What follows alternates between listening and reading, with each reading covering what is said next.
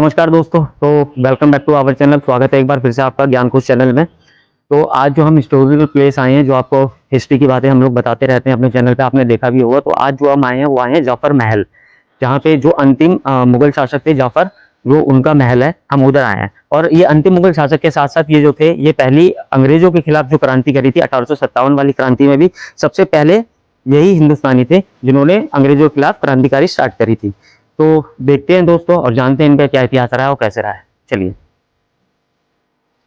आज भी आप में से कई लोग ऐसे होंगे जिन्हें प्राचीन इतिहास को जानने का बड़ा शौक होगा। उन्हें देखने के लिए भी आप कई बार अपनी इच्छाएं जाहिर भी करते होंगे। कई लोग तो ऐसे भी हैं जो किताबें लेकर इन जगहों के बारे में पढ़ना जिनको अच्छा लगता है।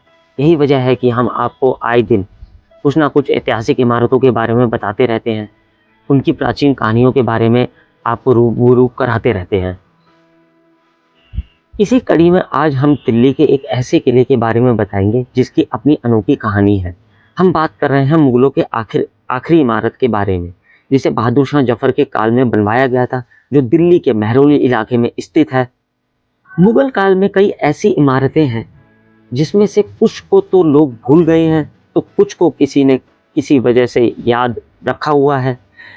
ऐसी बहुत सी इमारतें हैं जिनके नाम से लोग भी वाकिफ नहीं हैं।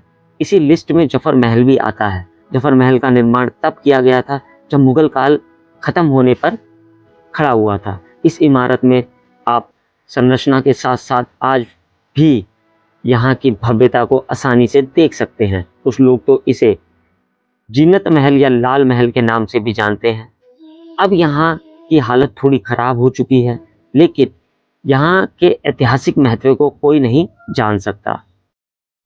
ये महल आज भी महरौली में मौजूद है, जिसका निर्माण 1820 में शाहजहां के पोते अकबर शाह द्वितीय ने करवाया था, मगर इसे 19वीं सदी में फिर से बहादुर शाह जफर ने बनवाया था।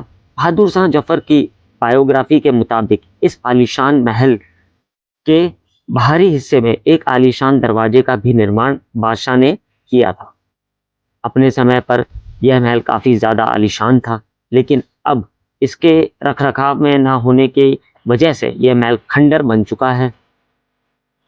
दोस्तों, हम आपको बता दें, इस महल को बहादुर शाह जफर ने अपने आराम गृह के लिए बनवाया था, क्योंकि उस समय महरौली के घने जंगल हुआ करते थे, जो शिकार और बाहरी दिल्ली के मुकाबले गर्मियों में रहने के लिए काफ़ी आरामदायक जगह हुआ करती थी। इस महल में एक कब्रिस्तान भी है।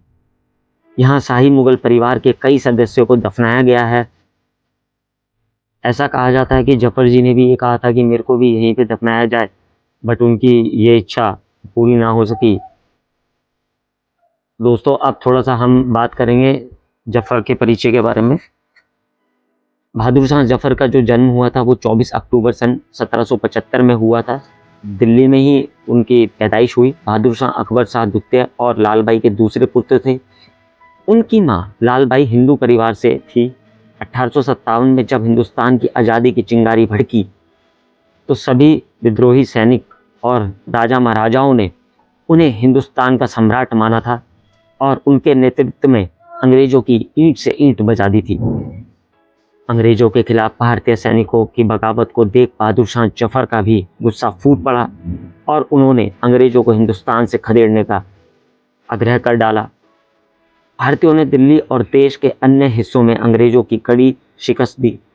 अपने शासनकाल के अधिकांश समय उनके पास वास्तविक सत्ता नहीं रही और वह अंग्रेजों पर आश्रित रहे।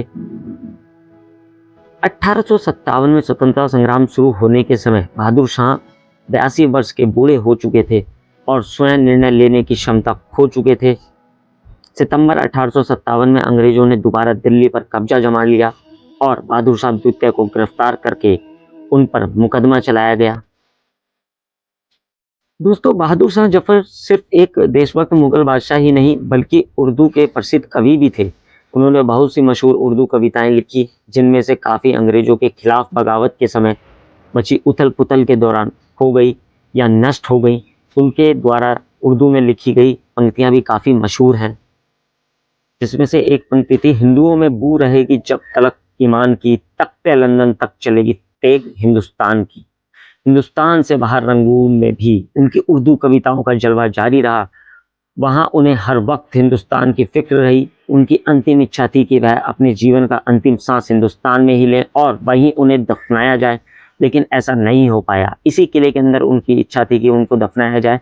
काफ़ी लोग उनके परिवार के यहाँ दफनाए गए हैं, काफ़ी कब्रें यहाँ बनी हुई हैं, आप देख सकते हैं, परंतु उनको यहाँ दफनाया नहीं गया। ये उनकी अंतिम इच्छा पूरी नहीं की गई थी। मुल्क से अंग्रेजों को भगाने का सपना लिए 7 नवंबर 1862 को उनका निधन हो गया। बहादुर शाह जफर की मृत्यु 86 वर्ष की अवस्था में रंगून यानी बर्मा में हुई थी। उन्हें रंगून में ही दफनाया गया। उनके दफन स्थल को अब बहादुर शाह जफर दरगाह के नाम से जाना जाता है। लोगों के दिल में उनके लिए कितना सम्मान था, उनका अंदाज़ा इसी बात से लगाया जा सकता है कि हिंदुस्तान में जहाँ कई जगह सड़कें के नाम उनके नाम पर हैं, वहीं पाकिस्तान के लाहौर शहर में भी उनके नाम पर एक सड़क का नाम रखा गया है। बांग्लादेश के ओल्ड ढाका शहर स्थित विक्टोरिया पार्क का नाम बदलकर बहादुर शाह जफर पार्क कर दिया गया है। जिस दिन बहादुर शाह जफर का निधन हुआ, उसी दिन उनके 2 बेटों और पोतों को भी गिरफ्तार करके गोली मार दी गई थी। इस प्रकार बादशाह बाबर ने जिस मुगल वंश की स्थापना भारत में की थी, उनका वहीं अंत हो गया था। बहादुर शाह जफर मुगल शासक, अंतिम मुगल शासक थे। तो दोस्तों, इस तरह से अंग्रेजों ने मुगल वंश का अंत कर दिया। जो बाबर ने कहानी शुरू की थी, वो जफर पे आकर के ख़त्म हो गई। हिंदुस्तान में मुगल वंश ख़त्म हो चुका था। अच्छा, हालांकि बात यह है कि अंग्रेजों को लाने वाले भी मुगल थे और मुगलों का पतन करने वाले भी अंग्रेज थे। ये जो कब्रें हैं, ये जफर के जो भी घर परिवार के लोग थे, उनको यहीं दफनाया गया, बट जफर को यहाँ दफनाया नहीं गया। उनको रंगून ले जाया गया और वहाँ पे दफनाया गया। ये जो किला है, ये 300-400 साल से खड़ा हुआ है, बट अभी ये बिल्कुल ही खंडर होता गया है। अब इसकी हालत बहुत ख़राब होती जा रही है दोस्तों। और यहाँ पे कुछ लोकल लोग हैं, वो गंदगी थोड़ा ज़्यादा कर देते हैं। बट ये है कि यहाँ की जो टाइमिंग आपको बता दी गई है, सुबह 10 बजे से 5 बजे तक। अगर आपको आना हो तो 10 बजे से 5 बजे के बीच में ही आएँ, क्योंकि 5 बजे के बाद ये बंद हो जाता है। यहाँ का जो बड़ा सा गेट है, जिसका निर्माण जफर ने ही करवाया था,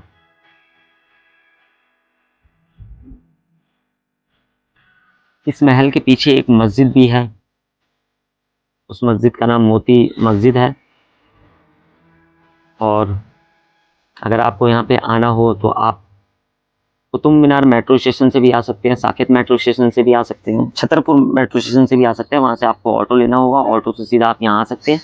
और यहाँ पे आने के बाद में यहाँ पे जो पास में एक है महल, जो हमने लास्ट वीडियो डाली है, उस महल में भी आप जा सकते हैं। वो बहुत ही नज़दीक है, जिसको हम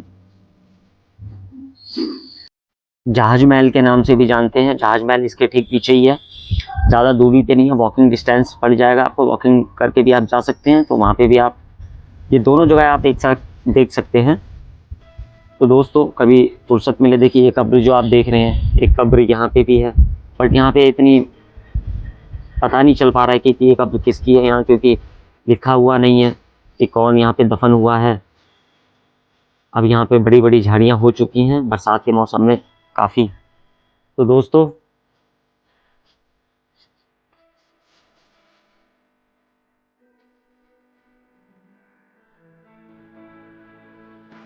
ये आप देख सकते हैं कब्रें। ये शमशान घाट मतलब कब्रिस्तान भी यहाँ पे मौजूद है। ज़्यादा बड़ा तो नहीं, छोटा सा कब्रिस्तान है। अब नहीं यहाँ पे कब्रें बनाई जाती हैं, ये पुरानी जो मुगलों की हैं वही हैं। अब यहाँ ऐसा कुछ नहीं है।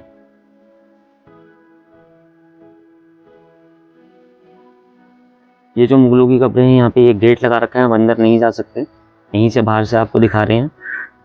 तो ये एंटर जब आप करेंगे तो आपके उल्टे हाथ पे ही पड़ेगा, एक छोटा सा गेट होगा। तो दोस्तों, अगर आपको हमारी वीडियो अच्छी लगी हो तो वीडियो को लाइक, चैनल को सब्सक्राइब और शेयर करना ना भूलें। और बने रहें और देखते रहें ज्ञानकोश चैनल पे। हम अलग अलग तरीके की हिस्टोरिकल प्लेसेस की, हिस्ट्री की चीज़ें डालते रहते हैं। और सब्सक्राइब करना ना भूलें। धन्यवाद।